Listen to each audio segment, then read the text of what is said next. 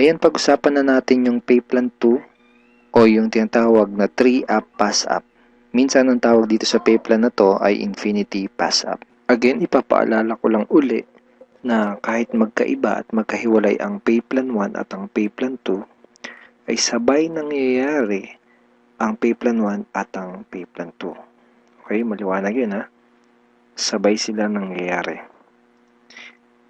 In pay plan 2 o yung 3-up pass-up, kikita ka ng $20 sa lahat ng direct referrals mo. Maliban lang sa second, third at seventh referrals mo. Bakit? Dahil ang second, third at seventh direct referrals mo ay maipapasa pataas sa taong direktang nag-refer sa iyo sa SWA.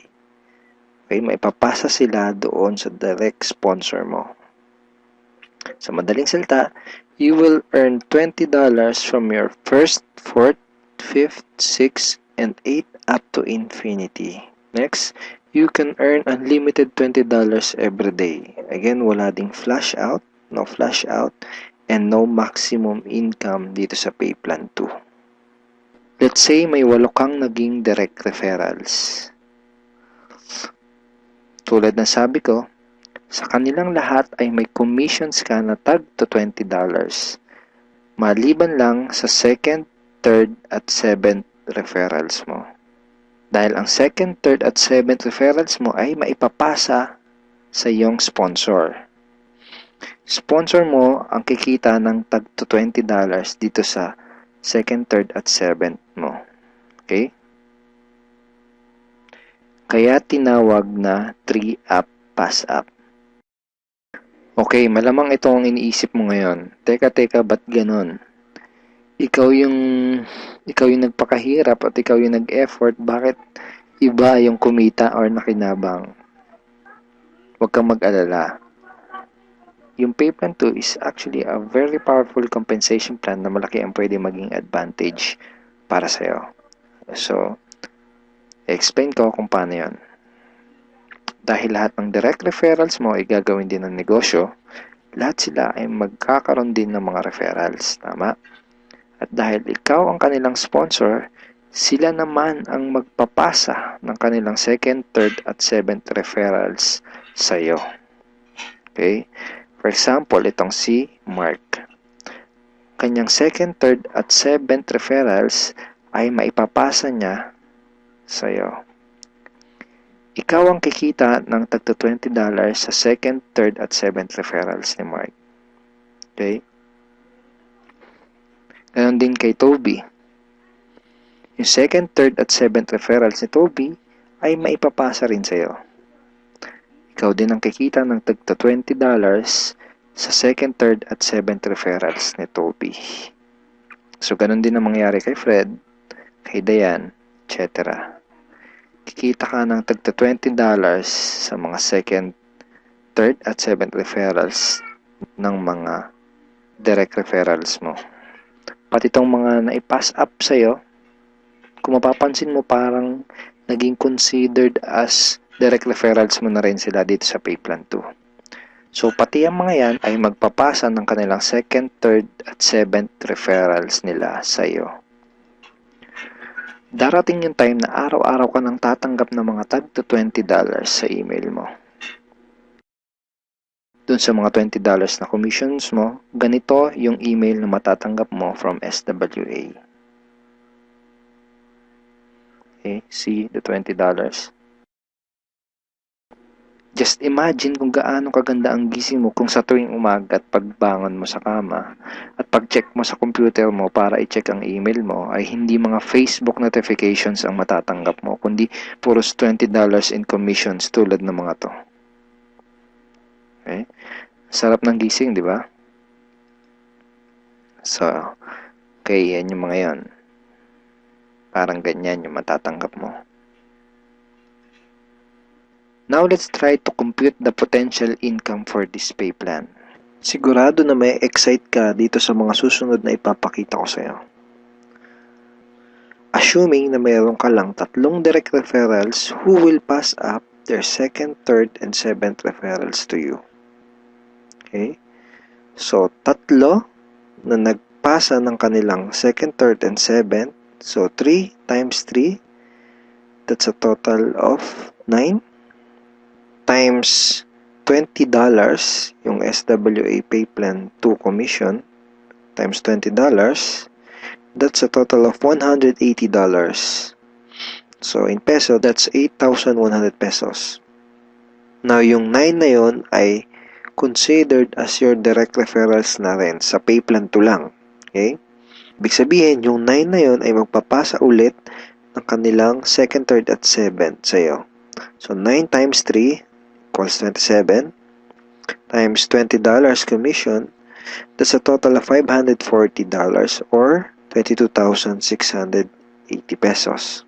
Then, yung 27 na naipass up lang sa'yo ay again considered na rin as your direct referral sa Pay Plan 2 ay again magpapasa ng kanilang 2nd, 3rd, and 7th sa'yo. So, times 3 again equals 81 times $20, that's a total of $1,620. In peso, that's 68,040 pesos.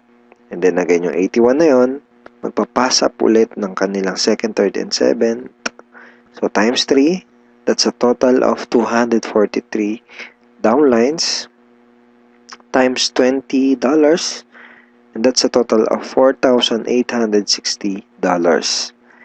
204,120 pesos. So, again, yung 243 na yun, magpapasap ng kanilang 2nd, 3rd, and 7th. That's a total of $729 times $20. That's $14,580. In peso, that's 612,360 pesos. And then yung 729 na yun, magpapass up ulit ng tagtatatlo, yung kanilang 2nd, 3rd, and 7th. So, times 3, that's a total passed up of 2,187 downlines. So, times $20, that's a total of $43,740. And in peso, that's 1,837,080 pesos. Grand total commissions is $65,520 or 2,751,840 pesos. And that's potential income just for Pay Plan 2. And hindi pa dito nagtatapos yung pwede mong kitain, pero pwedeng mas malaki pa ang iyong kitain kung ituloy-tuloy mo gawin yung iyong SWA business. So I hope na-excite ka dito sa pwede mong kitain dito sa opportunity na to. Okay, so FAQs muna tayo. Yung 2nd, 3rd, at 7th referrals ko ba na naipass up ay mawawala sa matrix ko? And the answer is no. Passing up only happens in Pay Plan 2 and not in Pay Plan 1. So, yung mga referrals na naipapass up, sa Pay Plan 2 lang yung nangyayari at hindi sa Pay Plan 1. All your direct referrals will stay in your matrix and they will always follow you.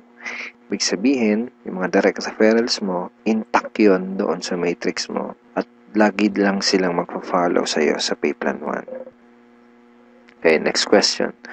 Pwede bang kumita sa Pay Plan 2 kahit wala akong ma-refer or sales? The answer is no. You only make commissions in Pay Plan 2 when you refer someone. Kita ka lang sa Pay Plan 2 kapag may na-refer ka. Or if your direct referrals pass up their 2nd, 3rd, and 7th to you. In other words, hindi ka kikita sa Pay Plan 2 kung wala kang mga direct referrals. Sa Pay Plan 1 lang posible yung pwede kang kumita kahit wala ka pang na-refer. Pero sa Pay Plan 2, hindi yun possible. Kung may mga additional questions ka pa, at kung may mga part ka na hindi naintindihan doon sa pay plans ng SWA, pwede mo uling panoorin itong mga video na to para mas maintindihan mo ng maigi yung compensation plan or yung pay plans ng SWA. So ngayon, ang pag-usapan natin ay yung mga benefits mo once na maging part ka na ng aming team, yung Team Unstoppable Internet Entrepreneurs. Once na maging part ka na ng team, ito yung mga training resources na makukuha mo. Magkakaroon ka ng access sa mga training resources na to. Okay? Yung mga information na nasa loob ng mga training resources na to ang magtuturo sa iyo kung paano ka magsisimula ng tama at kung paano mo gagawin ng tama ang iyong SWA business. So, once na maging member ka na ng SWA at maging part ka ng aming team, magkakaroon ka ng 100% access sa mga training resources na to. So, ano-ano ba yung mga nasa loob ng training resources na to? First is yung Team Unstoppable Internet Entrepreneurs Handbook. So, ito yan. Ito yung Internet Entrepreneurs Handbook. Nandito sa ebook na to, yung tinuturo namin na 3 strategies of promoting your business on the internet. Bakit 3 strategies? Kasi yung isa pang beginner, yung isa pang intermediate at yung isa ay pang advanced. So kahit first timer ka pa lang at kahit wala ka pang background sa industry na to, ay meron kami nakahandang trainings para sa iyo at para matulungan ka magkaroon ng tamang start sa business mo. Next is yung how to handle prospect objections. Okay, ito yan. Ito yung loob niyan. Basically, sa business na to, yung mga magiging prospects mo ay magkakaroon ng mga questions once na makita nila yung opportunity. And it's very important na alam mo kung paano sasagutin ng tama yung mga tanong nila. Most networkers ay nagfe-fail dahil hindi nila alam kung paano sasagutin yung mga question ng prospects or yung mga objections ng kanilang prospects. Okay, next is yung Ninja Network Marketing Scripts. How to talk to your leads and prospects on the phone. Okay, ito yun. Basically, these are sets of scripts na magagamit mo kapag kakausapin mo yung mga prospect mo sa phone or sa chat, pwede rin sa chat or one-on-one. Kung ikaw ay call center agent, I'm sure familiar ka sa mga scripts. Next ay itong how to sponsor your circle of influence properly. Okay, ito yun. Okay. So, ituturo din namin sa iyo kung paano mo i-approach ng tama yung mga kaibigan, kakilala at kamag-anak mo. Dito mo matututunan, dito sa ebook na to, mo matututunan kung paano sila i-approach ng tama. Okay? Ayan. May mga sample email din yan na pwede mong isend sa mga kakilala at kaibigan mo. It's a step-by-step training ebook. Okay? Tignan mo step 2. So, isa to sa mga step-by-step na mag-guide sa'yo kung paano mo gagawin yung negosyo mo ng tama kung first time mo pa lang papasok sa ganitong klase ng business. And next ay itong how to create your automatic recruiting system, the 3M system blueprint. Basically, this is a video tutorial paano gumawa ng website na tutulong sa'yo para i-promote ang iyong business. Matututunan mo kung paano ka gagawa ng ganitong klase ng website. Ito yung website na tutulong sa iyo para mas mapadali mong gawin ang iyong SWA business.